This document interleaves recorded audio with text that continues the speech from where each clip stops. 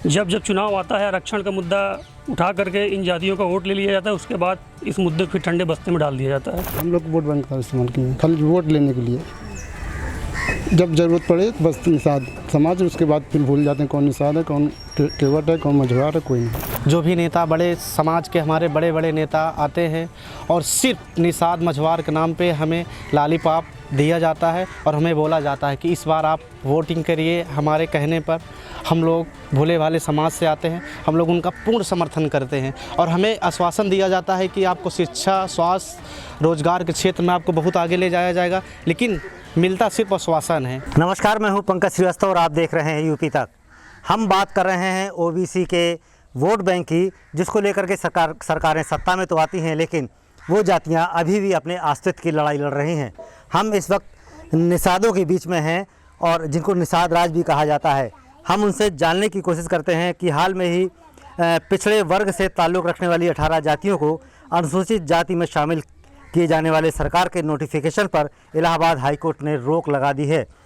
अब यहाँ पर हम इनसे सवाल करना चाहेंगे कि क्या सरकारें इन जातियों के जो ठेकेदार नेता हैं सिर्फ वोट बैंक की तरह आप लोगों को इस्तेमाल करते रहे हैं? अब जो इस समय सरकारें हैं जो निषाद समाज के नेता बन रहे हैं, जब से देश आज़ाद हुआ तब से निषाद और 17 उपजातियों के लिए RHSC में डालने की बात करती, लेकिन अभी तक इस जाति को कोई आरक्षण नहीं मिल पाया है। जब जब चुनाव आता है आरक्षण का मुद्दा उठा करके इन जातियों का वोट ले लिया जाता है, उसके बाद इस मुद्दे को फिर ठंडे बस्ते में डाल दिया जाता है। तो क्या ये अपने फ़ायदे के लिए ये सपना दिखाते हैं, क्या मानते हैं? हवा बिल्कुल, ये अपने फ़ायदे के लिए सपना दिखाते हैं। और आज से नहीं, जब से देश आज़ाद हुआ हम देखते हैं, चाहे सपा हो, बसपा हो या जो भी सरकारें हों, जब जैसे ही चुनाव नज़दीक आता है वैसे ही आरक्षण के मुद्दे को तुरंत उठाते हैं। पूरे समाज में आरक्षण के नाम पे लोगों को एक करते हैं।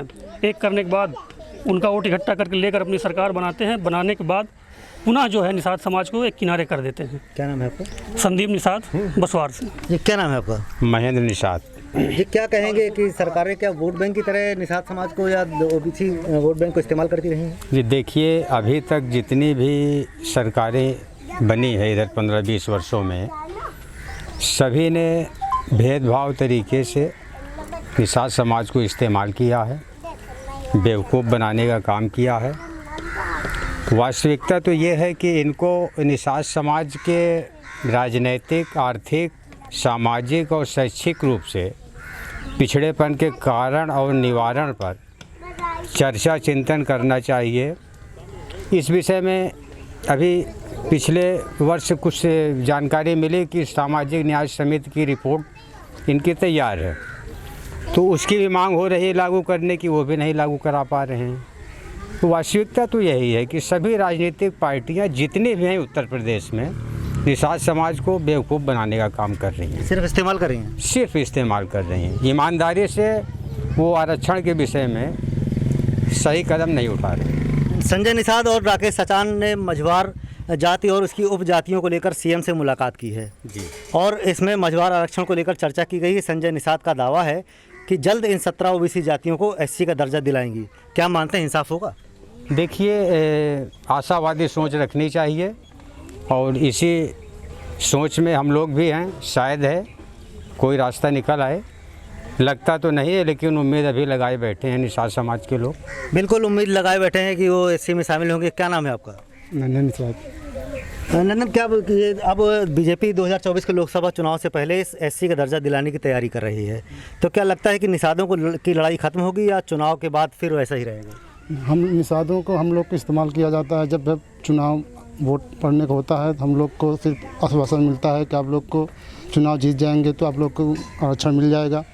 2017 में चुनाव हुआ, 2019 लोकसभा चुनाव हुआ, और फिर 2024 में देखते हैं। हम लोग खाली आस लगाए बैठे हैं, आरक्षण मिल जाए तो अच्छा है। उम्मीद है होगा? उम्मीद तो यही है।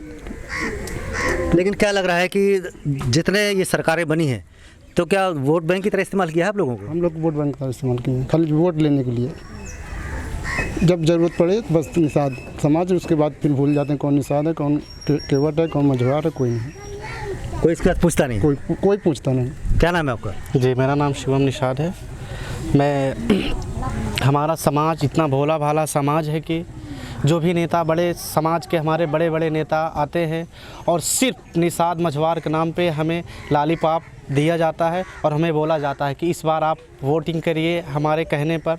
हम लोग भोले भाले समाज से आते हैं, हम लोग उनका पूर्ण समर्थन करते हैं और हमें आश्वासन दिया जाता है कि आपको शिक्षा, स्वास्थ्य, रोजगार के क्षेत्र में आपको बहुत आगे ले जाया जाएगा, लेकिन मिलता सिर्फ आश्वासन है। आज तक हम लोगों को अस्थाई समाधान कोई भी नेता, कोई भी पार्टी हमें नहीं दे पाई है, सिर्फ आश्वासन मिल रहा है। सिर्फ आश्वासन। क्या लग रहा है कि इस बार शामिल हो जाएंगे एससी में?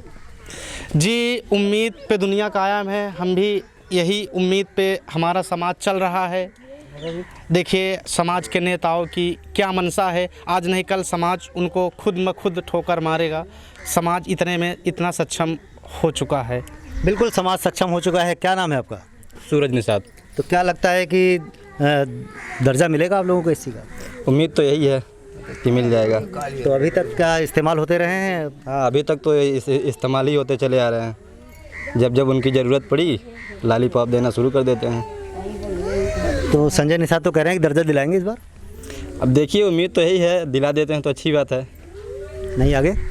नहीं तो आगे फिर उनको फिर समझा जाएगा, कितने समझदार हो गए हैं।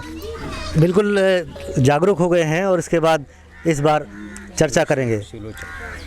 हमारे साथ कुछ और लोग हैं। क्या नाम है आपका? सुलोचन निषाद। जी, इस सरकार हमेशा निषादों का वोट बैंक लेती रही है और वोट बैंक की तरह इस्तेमाल करती रही है। जी जी। तो क्या लग रहा है इस बार एससी का दर्जा मिलेगा आप लोगों को? अब आशा उम्मीद तो इसी आशा उम्मीद से हम लोग लगे हैं और आशा ही से सब समाज जुड़ा है उनके साथ। अगर एससी का दर्जा मिल जाता है तो हमारे समाज के लोग, समाज के बच्चे जो पढ़ लिख कर इधर उधर घूम रहे हैं, उनको कहीं ना कहीं नौकरी, व्यवसाय, तमाम सुविधाएं मिल सकती हैं। इलाहाबाद हाई कोर्ट ने तो नोटिफिकेशन रद्द कर दिया है। अब क्या उम्मीद है सरकार से? अब सरकार से उम्मीद क्या, अब हमारे समाज के जो नेता हैं उम्मीद उनसे लगाई जा रही है। वो अपनी पहल कर रहे हैं, अपना प्रयास कर रहे हैं, सफलता शायद मिल जाए।